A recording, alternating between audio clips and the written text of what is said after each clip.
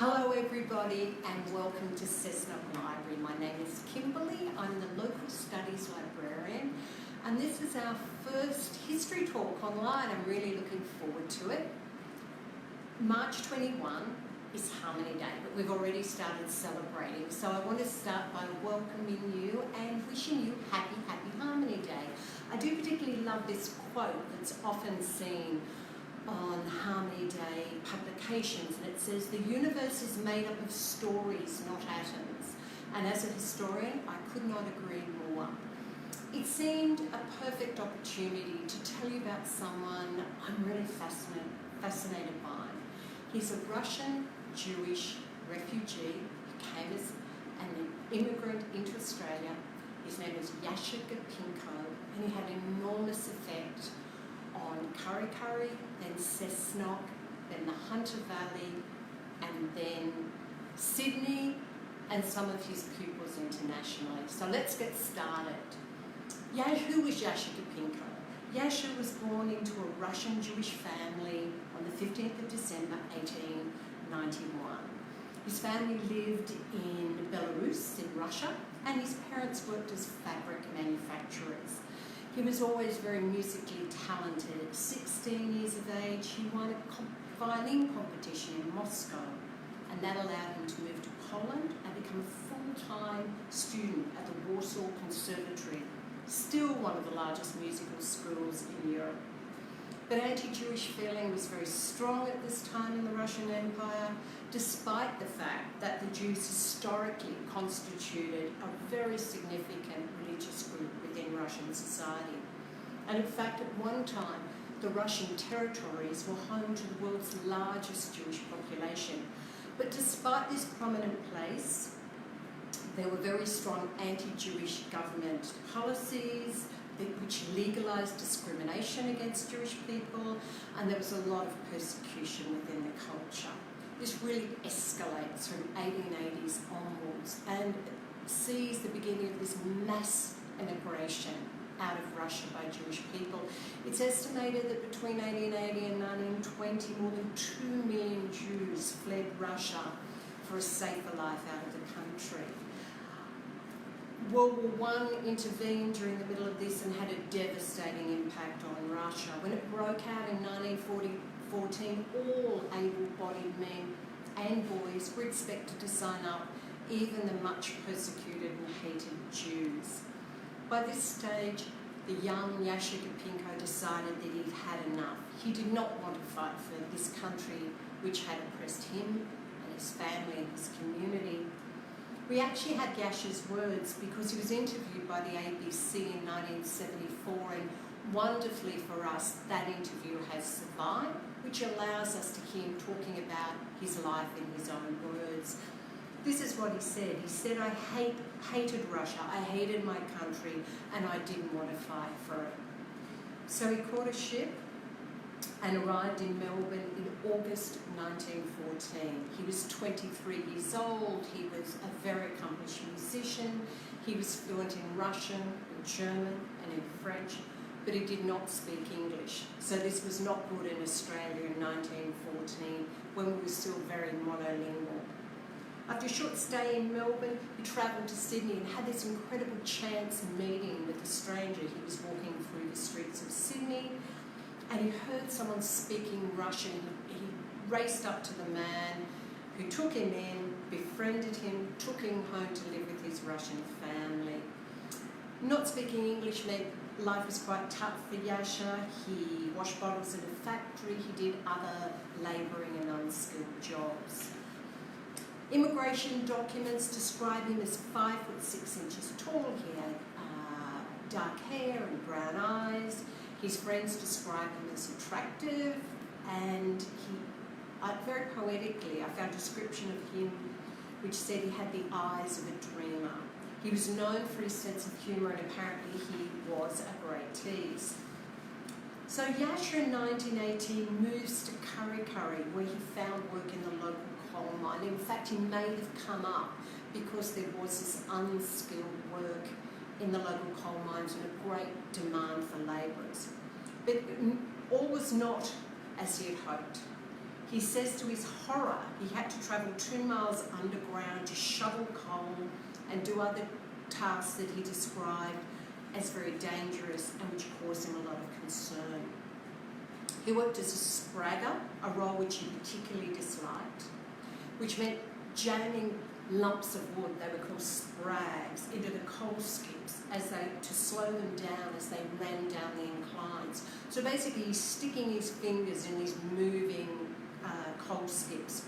As a musician, he really worried about potential injury to his hands, which would have meant he couldn't play his violin anymore.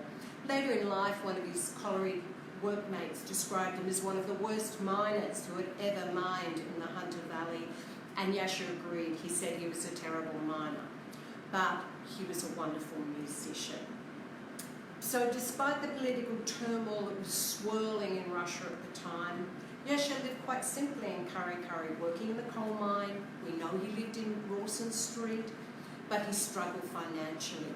What gave him great joy when he came home from his shifts in the mine is to pick up his violin and play. He used to sit on his back step, and it was said that he played exquisitely. And it was this beautiful sound that was heard by his neighbours and fellow colliery workers, which would go on to change his life. So after these long shifts working the mines, Yasha would take up his cherished violin.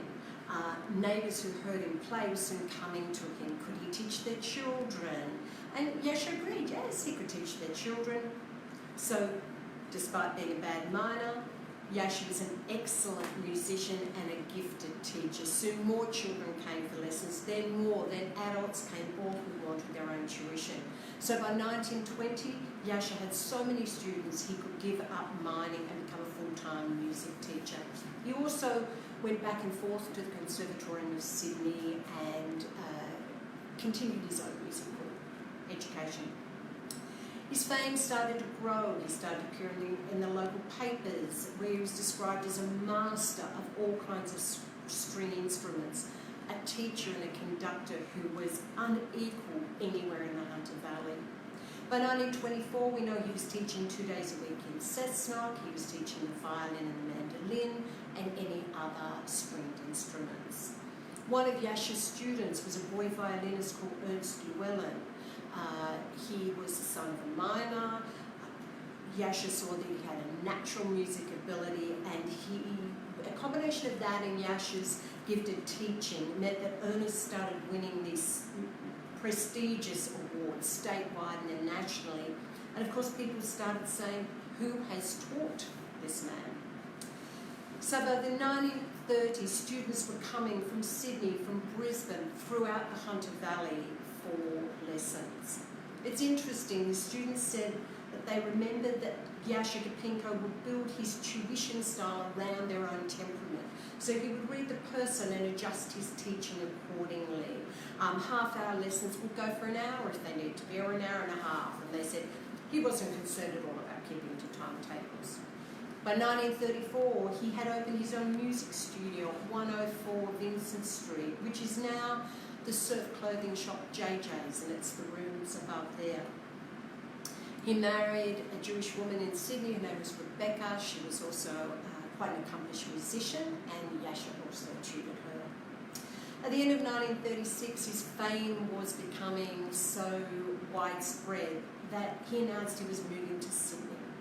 But he reassured local students that he would continue to teach in the Hunter Valley. And after he left, he returned up to 4 days a week to teach.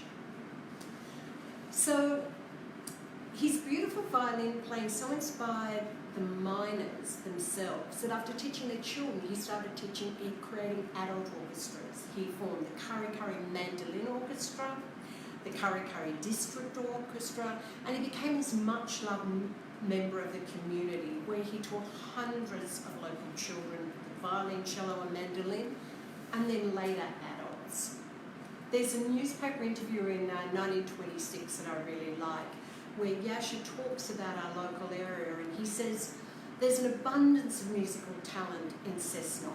He really believed in it, so much so he formed the Cessnock Symphony Orchestra, convinced that it will become one of the best orchestras in the state, and it became quite spectacularly successful. It made its first and quite a triumphant experience in 1927, where it performed the Messiah at the Strand Theatre. And by 1935, the orchestra had 55 players and was giving concerts in Newcastle Town Hall. It's something to be really proud of. He was also a very caring man. I think he'd come from a history of oppression as a Russian Jew. And this caring nature was much commented on by his students. In 1929, during the middle of the Great Depression, Jascha organised a large concert in the Strand Theatre to raise money for unemployed charities in Cessnock. He also made tickets free for anyone who was unemployed so that they could come and hear the music. But as we know, as the number of students coming to Jascha for lessons increased, as the demand for tuition in Sydney became very overwhelming, Jascha Kopinko and his wife Rebecca decided to move to Sydney. At his new Sydney studio, we taught for extraordinarily long hours. He regularly left home at 7 a.m. and was still teaching at 9 p.m. or 10 p.m. Remember, Jascha didn't believe in keeping to timetables. He said, I will finish teaching when the lesson has naturally come to an end. He was interviewed in 1974 about his teaching style. I just want to give you a quote because it is quite lovely. He talks about how his students taught him how to become a teacher. He said, teaching is an art. The main thing is to encourage the pupil. Teaching is more psychological than anything. You have to understand your student. I always say my pupils taught me how to be a teacher. And although this reputation grew in Sydney's musical establishment, Jascha didn't ever forget about the Hunter region. For decades, he travels back and forth from Sydney to Maitland, to Kurri, to Cessnock, to teach these enthusiastic local students.